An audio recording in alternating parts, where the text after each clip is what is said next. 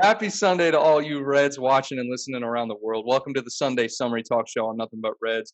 We love Sundays here on Nothing But Reds because we just get to sit back, relax, and talk about the greatest club in the world, LFC. So grab your beer, your coffee, your tea, whatever you're drinking at this time of day, and let's get into it. Join with me today is Steven. You cut my beard out of the thumbnail, Norberry. What's good, bro? Everybody hit the damn subscribe button, will you? I'm good, man. Let's get into it. Yeah, let's get into it, bro. So this week the boys were back in training, man. It was good. I'm sure you saw all those, all the people training of Van Dyke, the haircuts, everything like that. Man, some of these guys need a trim, bro. Mane. Good God, Mane, bro. He just needs to cut his losses and shave it. Yeah, seriously. Oh, him. Bobby's haircut was actually like kind of slick. No, like it's just got super curly. I just don't get it. Slick. It didn't even look like he looked like he got a perm, bro. It didn't look like his actual hair. Van Dyke looked the exact same. Legend. Absolute yeah, he's legend. Just bulletproof. That guy.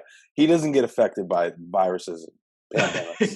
He's immune, bro. He's immune to everything. He literally is.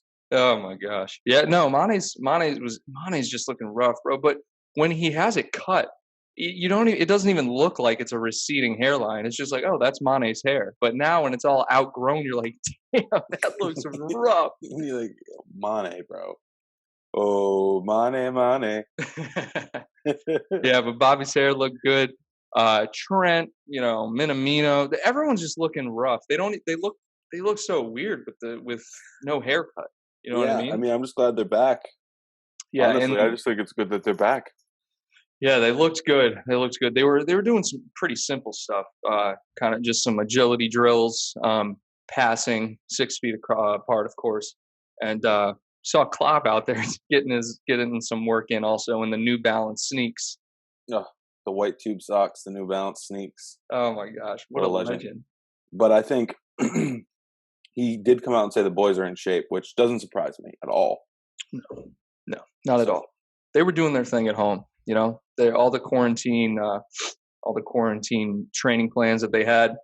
I mean, you can't expect anything less. And they were doing check-ins every morning too. The Zoom yoga meetings and everything. So they were kind of held accountable for all their stuff. And there's definitely going to be a big gap in conditioning between the teams when they finally come back. Yeah, I agree.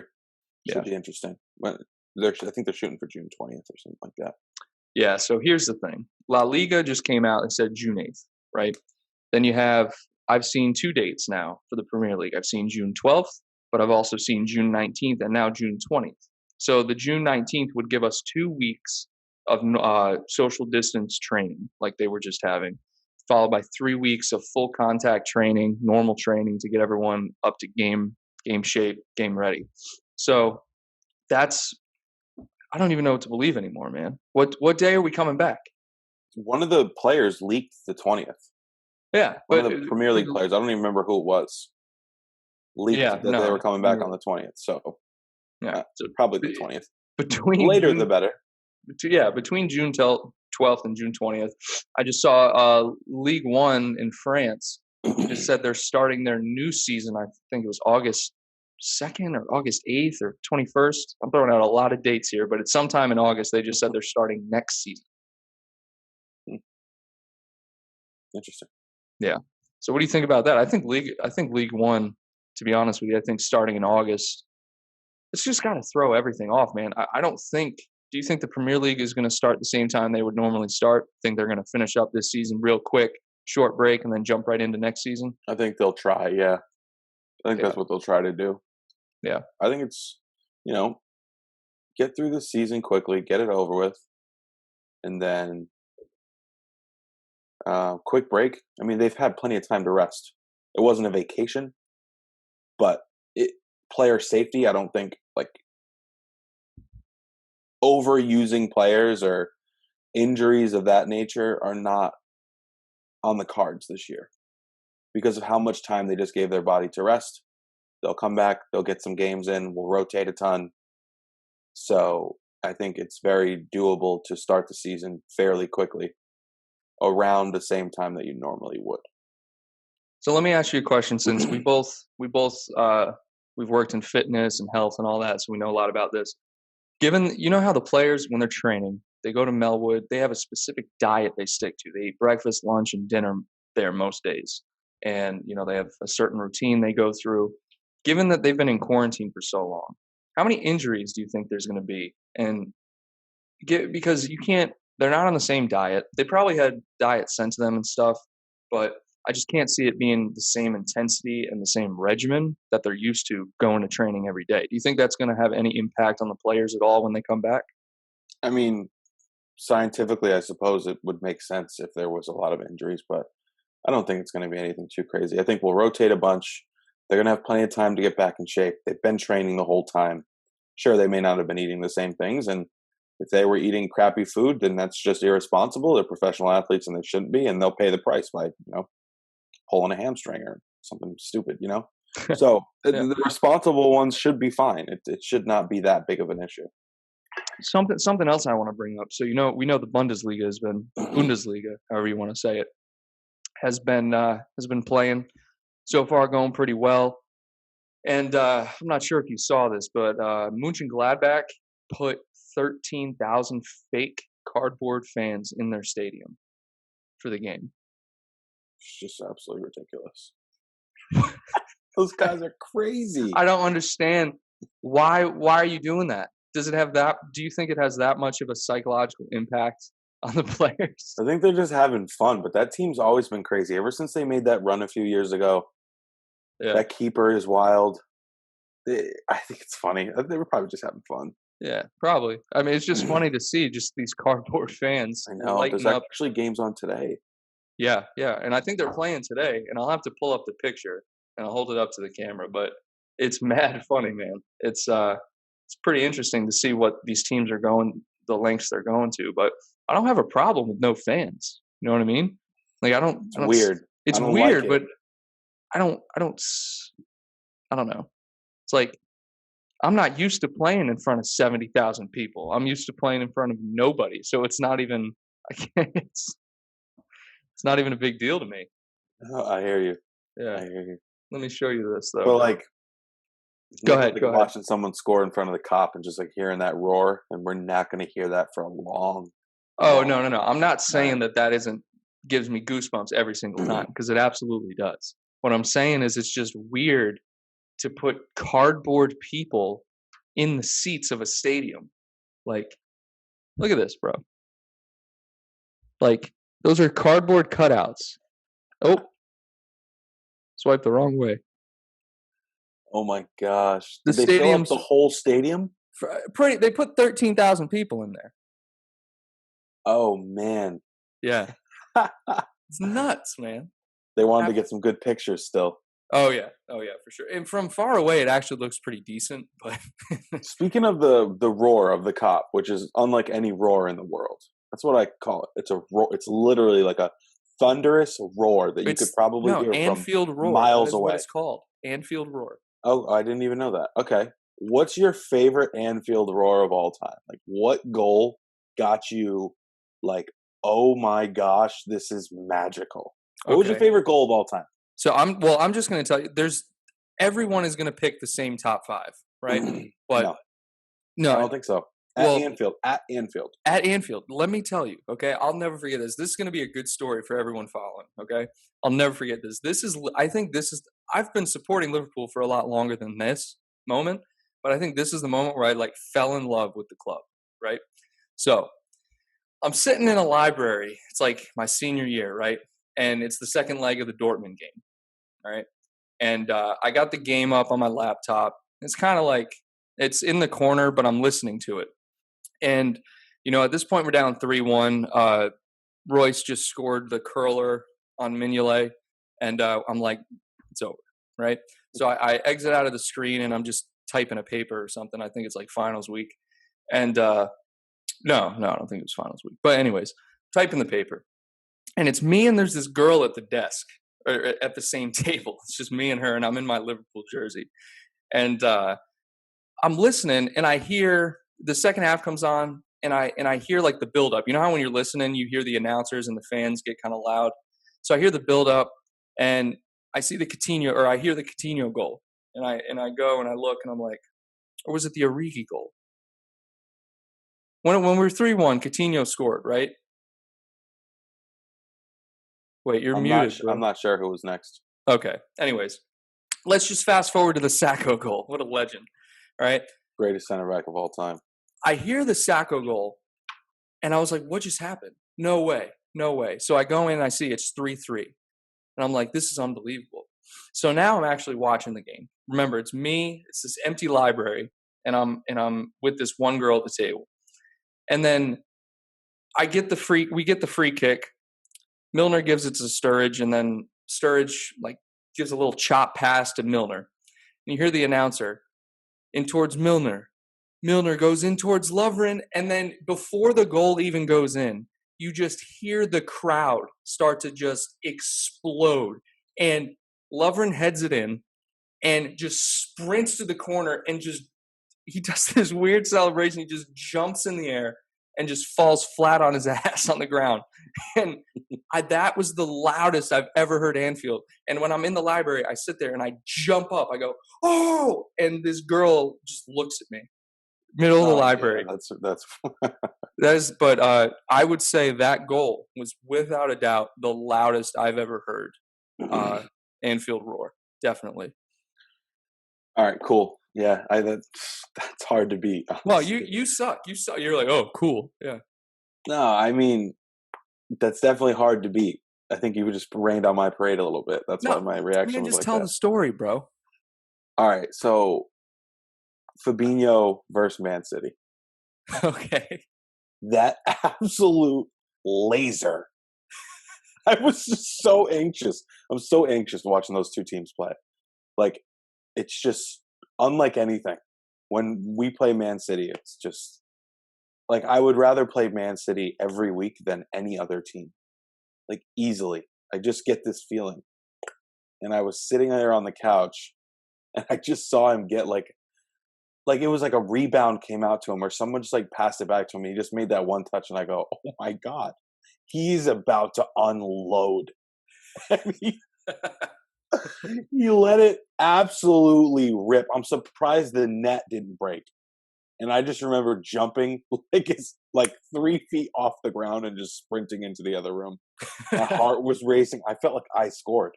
It was the most, and that crowd. And when he did this thing, like, you know what time it is? My heart almost exploded. And the crowd, God. They must have heard that stadium from 1,000 miles away. That was a roar. All right, you know what this show is going to turn into? Best goals, all right? Because now I had a similar moment where my heart was jumping and I sprinted into the other room and I felt like I scored. And it was Bobby's one-eye celebration. Easy, yeah. That's number 2. Easy. That's number 1. How is that not the greatest celebration in the history of Liverpool? The man gets poked. Someone put their index finger towards his brain in the game before. He comes back out. Klopp's like, all right, Bobby, you're going to go in and score the winning goal. He's like, see. He goes in and he touches it. I can't even begin to describe. He gets the ball, and you knew immediately he's on a mission. He does a little dummy shot, just rips it. And the angle, if you see the angle, who was Aurora? What the keeper, whoever was playing keeper for PSG that day, not Aurier. You know who I'm talking about. But a defender kicked their leg out. It just misses the foot, and then it just skims by the keeper's arm into the corner. And Bobby, unbelievable, man. I was jumping, and I'm trying to explain to everyone that I'm watching the game with. It was my parents and Casey. And I'm like, do you get the celebration? And no one gets it. And man, that's number 1 for me, no question. But that Man City goal, that was... People forget about that one. Fabinho was due. That was the statement. Yeah, he was. I think it's only a second. But that was the statement of the league this year. When we came out and waxed them 3-1, when he hit that laser in like the 15th minute, It was Oh, early. it was It was early in the game. early. And when he was just like, whoo, I think it was like a you know what time it is, I think. Or it's Unless there's about something time. else. Or it's about Yeah, time. unless there's something else that it stands for. When he did that, I was like, that is just absolute bullshit. I was Legendary. petrified. That shot was 1,000 miles an hour. It was one of those shots. His face was like, Who? Ederson was like, I don't even want to save this. I don't think he had reaction. That ball was going at least 60 miles an hour. No question. It rose. It No, was it like was a one of those worm shots, burner, yes. and it rose. It's like those are rare. Yeah. You see those every once in a while. That was one of those. Yeah, no, you're right. Because every once in a while you get a good shot where usually it's on a volley or half volley where it kind of goes up and down, right? And those are some screamers. But this one, you're right, because it was on the ground, rips it, and oh my, that was a beautiful shot. It was like man. Lovren's volley in 2018. I'm not sure if you remember that one, but look that one up. That volley is crazy. Oh, I know which one you're talking about. Yep. Yep. Yo, and you know what else? I know you remember this. You remember Skirtle's volley? I don't. Oh, bro, it was like 2016 or 2017. We were playing Man City. It was another Man City game. We ended up beating them 4-1. I think it was Firmino, and it was Klopp's first Man City game or whatever. And it was the first time we beat him. And because I remember Coutinho was still on the team. It was the game where they had the back heel, where Emery Chan had the back heel to Firmino, and then he gave it to Coutinho to touch. And anyway, Skirtle had a goal that game, and it was the same thing. Half volley, screamer off a corner. Incredible stuff, man. What other goals can we think of? Emery Chan had a nice bite kick before he left. He did. That was off a Lucas Leiva assist, I believe. Yeah, it was against Watford or something. Yeah. Another good one. That one goal of the season. Yeah, rightfully so. That was crazy. Mm-hmm. I think another one that doesn't get talked about that much.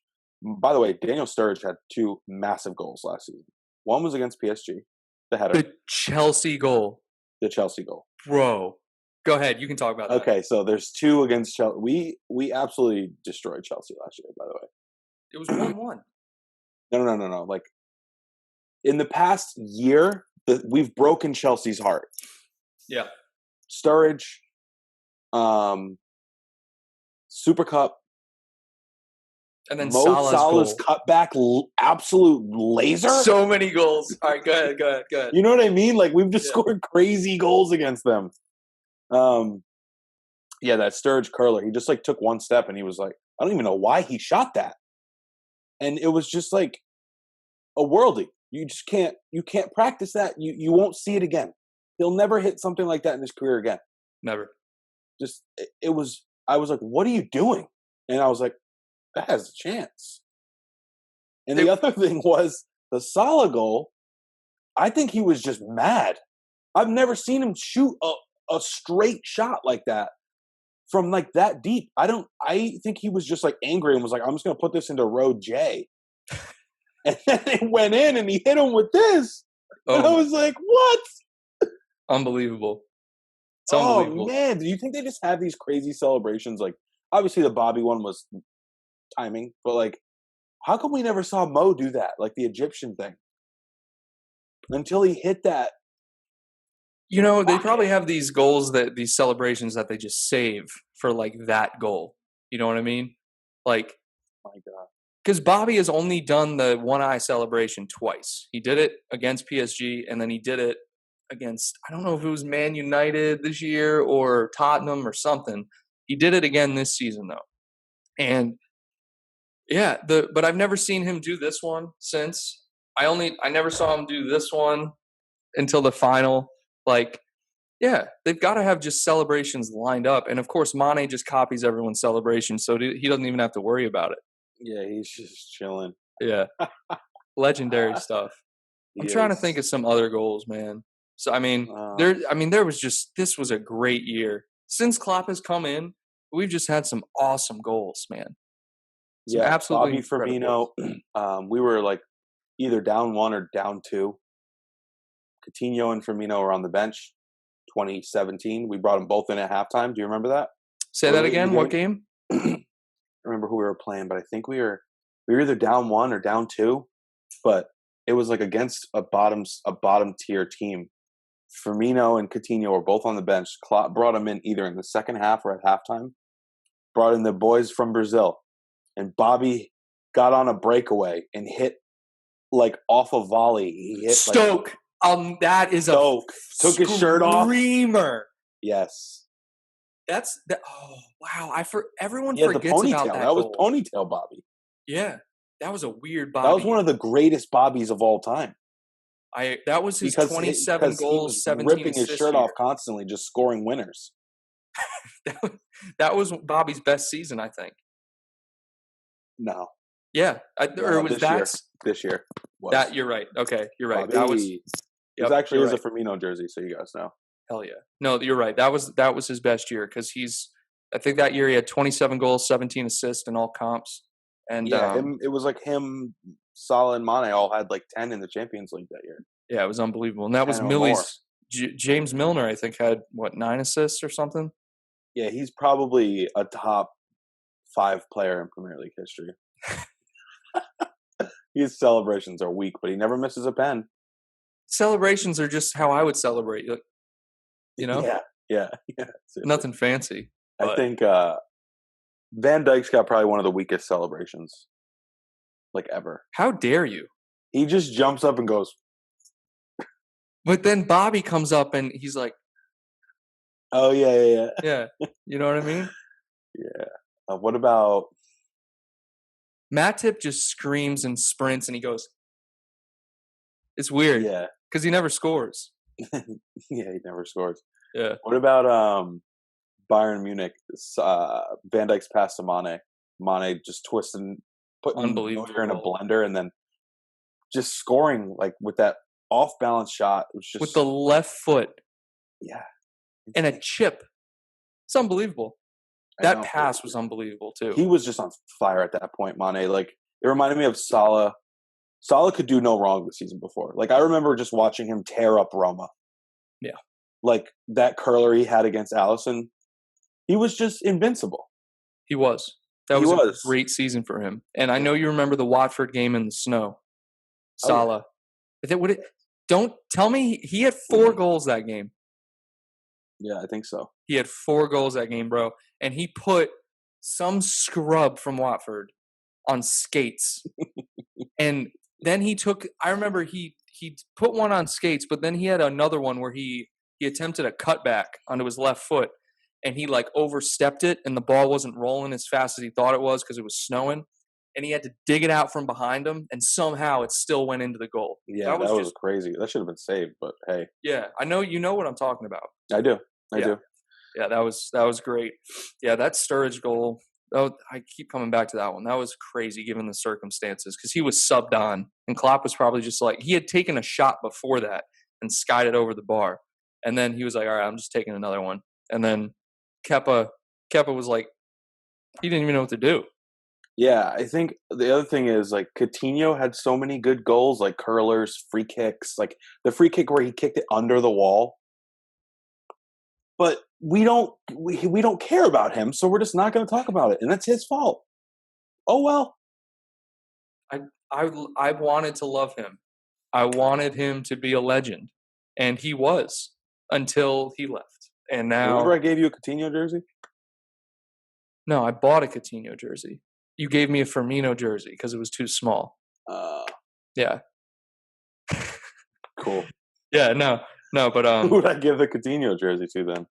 I don't know. I don't know. It's probably burnt. I think I may have given it to the dumpster. Yeah, I still have mine, the Coutinho jersey, and just in case he comes back. No.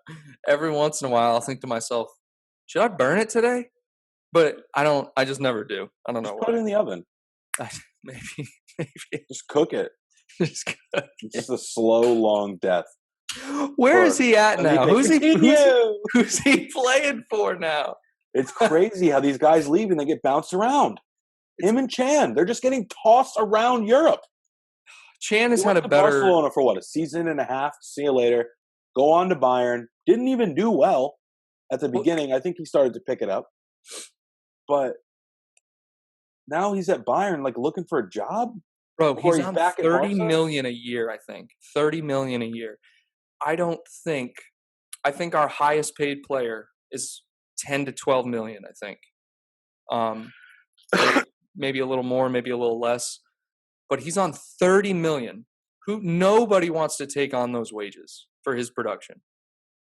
Nobody. That's why someone will, because he has to play somewhere. Well, yeah, but that's why he's bouncing around to the clubs that can afford it, the Barcelonas, the Bayern. But the rumors are saying apparently Chelsea. He's been linked with Chelsea, Leicester, and Everton. Just ridiculous. I can't see him going anywhere else. He's not going to go to Everton. No, he won't go to Everton. He would feel really embarrassed to put on a Leicester shirt, I think. I agree. Like that's what you left this to go over to Barcelona, stink the place up, get tossed over to Germany, probably can't understand a lick of any word anybody's saying. And then now you're like looking for a job, like you're like almost unemployed. I heard he might go back to Barca, but yeah, I'm hearing the Chelsea links too. Man United wouldn't happen. I don't see Everton happening, but like, imagine if he went to Leicester. He'll probably end up going back to Barcelona because Barcelona can't get rid of him. What I see, I think this is what'll happen. I think he'll end up going to a side in La Liga, like a lower side, like a I don't want to say like a Real Betis, but like I'm trying to think, maybe like an Atletico Madrid or like trying to think of some other good, decent clubs. Wherever Fekir is at, we'll send them all there. Let's send Lovren over there. Talk about a lateral move, Fekir, going from Lyon to Betis. What are you doing? That may even be a step down. It certainly is in Europe. Jeez. The grand scheme of like European competition. Yeah, like what are you doing? They're not going to do anything. Lyon at least makes the Champions League. Yeah, and he was the captain there. I don't understand some of these. He wanted to come to Liverpool. I wanted him to come really bad. Yeah. Everyone did, man. He's quality, but something happened with the medical, and we won't even get into that. But let's talk about Timo Werner a little bit. Some reports earlier this week coming out that we may not go for him, or we may have missed the window, given the current state of the market, given the fact that really it's just the state of the market because of the virus. Like, are we going to make a move for him? Do you think we definitely have the funds to do so, but do you think we're going to make a move for him in the summer? Or you think are we going to wait a year? That's another report. I just trust James Pearce with my life, and he like put something out that high sources at Anfield or great sources at Anfield said that it's not happening this summer. But then I also heard that like we were really keen on him, and he was keen on us from James Pearce like a couple weeks ago. So I'm just going with James Pearce. So I don't know. I want him. Bring him in. What if we did the same thing we did? did? Cheap. Yeah, definitely cheap. What if I don't want to do the same thing with Keita? I don't. Okay, you read my mind. You don't want to like that was coming because I've heard that. I don't want to wait. Why would we want to wait? Someone might come up next year in the span of the season that's better. He could tear his ACL. I don't know. He could blow out his knee. No one else that I know of fits Klopp's style and the false nine position as well as Timo. No one that I know of. Besides Bobby. I'm not talking about current players. We know Bobby is a legend, and we know Bobby is the best false nine in the world. All right? Possibly ever, actually. Possibly ever. He's not the best Liverpool striker ever, but false nine is just unbelievable. Yeah. Yeah. And I just don't know what we're going to do, bro. Is Origi going to start? He's only playing on the wing. Klopp just puts him on the wing. Origi's a great player. Excellent player. Love the guy, But Rhian Brewster? If we had Danny Ings can play that false nine position. Danny Ings and maybe even Sacco. Put Sacco up there. He's got win every header. God, man, that's another player where like whenever he had the ball, I was scared he was going to lose it. Like Lovren? No, to be honest with you, I'm not even scared when Lovren has the ball, he's going to lose it. I'm scared when Salah starts dribbling, I'm afraid he's going to lose it. But when Sacco had it, just because he had just no right foot whatsoever, zero, and he has to take a touch. Ooh, he has to take a touch before he passed it. So it was almost like he just put himself under pressure all the time. It was like watching Mignolet in goal. Which was not a pretty sight. No, not pretty sight at all. Sometimes it was. A good shot stopper, right? I just don't get why we didn't. Yeah, Klopp comes in and it's like, all right, we need a keeper, guys. Brings in Karius. Karius does well. Karius screws up. Goodbye, Karius. Mignolet, you're never sniffing the pitch again. Goodbye, Mignolet. Allison, come on in. Adrian, come on in. You can't ruin games and ruin trophies and think you're still going to have a job. That's the argument, right? That's the biggest argument is messing up once in huge games. Does it justify being sent out on loan to Besiktas for 2 years? And in Karius' cases, it absolutely does because he needed it. It wasn't because the fans hated him. The fans hated what he did, right? But it was because it was I'm almost positive it's because it was traumatic for the kid. It would have been traumatic for anybody. But it's hard to perform when in the back of your mind you're just thinking these fans hate me. They don't trust me in goal. And I'm sure his teammates didn't trust him after that. Well, he would have just sat on the bench. What? Like, I think he would have just sat on the bench. I don't think he would have been playing. But think about the morale effect that has. I think it would have had a big one. I think Klopp is a lot more understanding than the fans. But he also understands that the fans are going to be really hard on somebody. And he also, I think he has our back over Karius's back. Because he knows that this is just a special football club. And we never would have accepted Karius again. I think he knows that. I think he's like, all right, I think it's best for everybody. The fans, the club, Karius. See you later. Send you over to Turkey. We're going to literally send you to the Middle East. And you're going to play keeper in the Middle East. Have you seen the video, though, when he comes on for Allison in preseason or whatever it was? He got a standing ovation from the fans. I know. That just makes me feel better about the fans, to be honest with you. Yes. But Klopp, maybe not like we would hate him, but I feel like Klopp he just loves the fans. He wants us to be comfortable. He wants us to enjoy it. Yeah, 100%. You know what I mean? I get that vibe that he's just like, nah, like we gotta make the fans comfortable. We would not be comfortable with him between the posts. So we if we're not comfortable, imagine how the players felt, and that's my point. And Klopp wants to be comfortable too. He gets riled up over there. He can't be worried about a dribbler rolling past Loris Karius or a shot right at him going into the net from 40 yards out from a guy that just stepped on the pitch. Unbelievable. In terrible form. Terrible form. Absolutely. He did hit the bicycle kick. So that's one of the greatest goals in Champions League history, right there. It's gotta be. Yeah, Gareth Bale he's unreal. That was right. That was initially right when all the stuff came out. Sorry to cut you off. That was when the stuff came out that like the players didn't like him because he didn't want to learn the language and he's playing golf every day or something. And so he comes out and he's like, I'm just going to shut these people up and let me just hit one from 40 yards out. And let me just make a quick bicycle kick and let's just win the final. Then I'll go back to not speaking Spanish and playing golf. Yeah, that was a statement, dude, because Zidane didn't want to play him. Zidane still doesn't want to play him. I don't get that. He's playing though now. And that's another thing. It's all about morale. You know what I mean? He could be like Karius. He's a good keeper. There's no denying that. He's a good keeper. Okay, but how he affects morale is a big thing.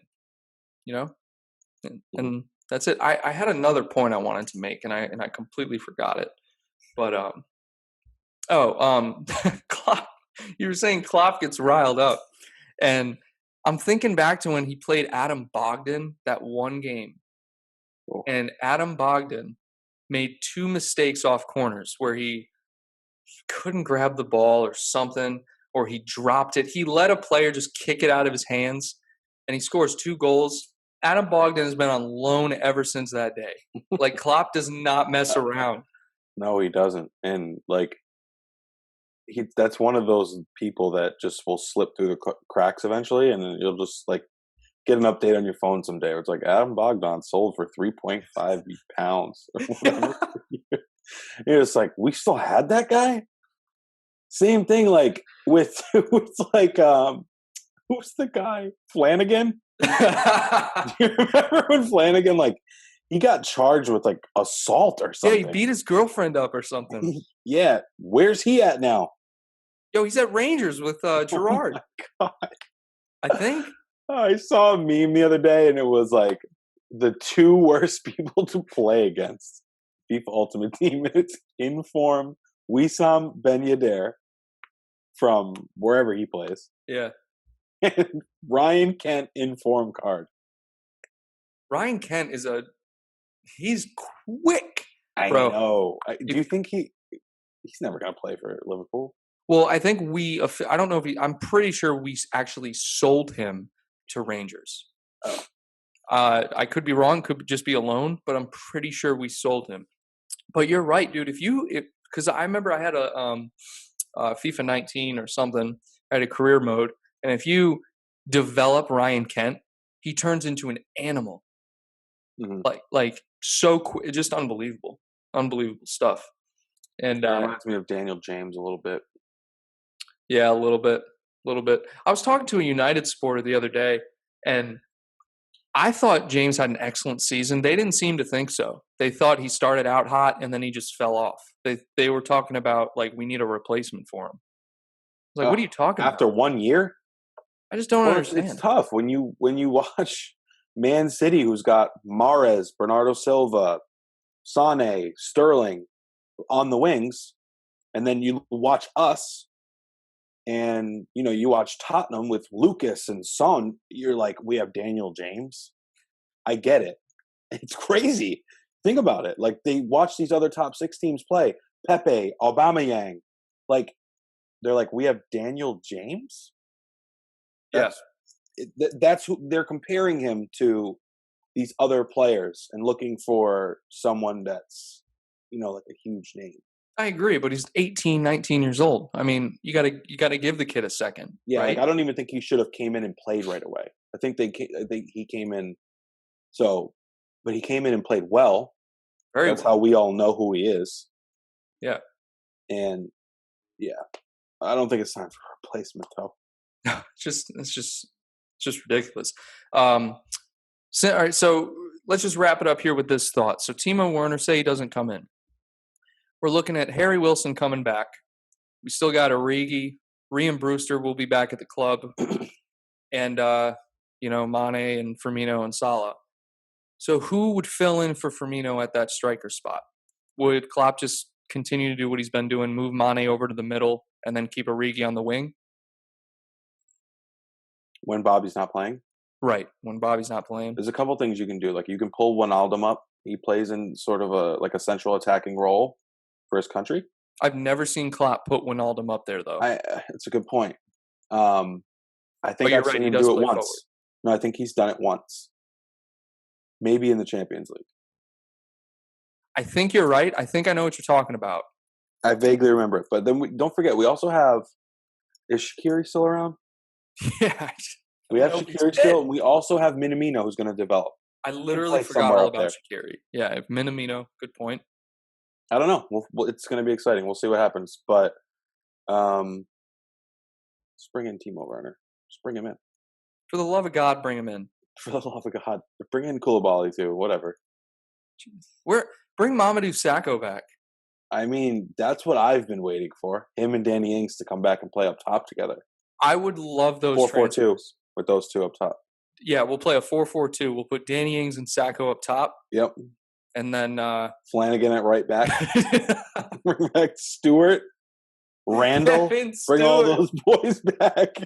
Good God. Line up the back row with them. Yeah, that'd be good. We'll bring in Mignolet, or no, we'll bring Bogdan back from Bolton. Put him in goal. Bolton. That's right. Oh my god. It's Oh my god. just You make a crazy how mistake and far you're we've just come. gone. You're just gone. We Like low brought, key. Like people aren't like, oh, Klopp's an asshole. He's just shipping players out of town. But that's exactly what he's doing. If you're trash, you are gone. Straight up. it just shows a Go huge to difference. play in the Middle East. Goodbye. It just shows a huge difference because Brendan Rodgers brought Adam Bogdan in after one game and was like, this guy's going to be it. This is going to be the guy. And Klopp comes in. He's like, what in the world is wrong with this club? After the first season, Klopp shipped out the entire team. He cleaned house. Yeah. And he also cleaned his mouth. Yeah, no, Klopp there's got to be something in the contract where they get their teeth fixed. I'm serious. Because or they have money and they just decide it's time. I don't know whose teeth were rough when I think Fabinho's teeth were rough. And Bobby. Yes. Bobby can do no wrong. Absolute rocket. Legend. Just man. Probably the most proud moment of my life was watching Fabinho Tavares hit that absolute. I don't even have a word to describe what that was. Screamer. Yeah, no, I think I need something more powerful. All right. You think about that, and next week on the show, you get back to me and you let me know what word you think of. I think it's a bullet. I think it was a bullet. Bullet? Like it was as fast as a bullet. It was fast. The net, that poor net. Yeah, that poor net was feeling it after that one. I'll tell you. Yeah. Thanks everyone for tuning in. I liked this episode, man. This was a good episode. Talking about some goals, talking about Bobby and Fabinho and just how amazing this team is. You just got to appreciate it sometimes. You know what I mean? Just a little fan banter. Just nothing like some fan banter. No strict script, no data. Shooting the you know what. No, I had a script. I completely went off script. All right. So yeah, tune in next week, guys. Another Sunday summary. New videos will be coming out this week. And I just can't wait for football to come back, man. Watch the boys play. Steve, I appreciate you joining me. Of course. We're getting closer. We're getting closer. Man. You know what time it is. You know what time it is. It's about time. Time something. Whichever one it was. Yeah. All right, everybody. Take care.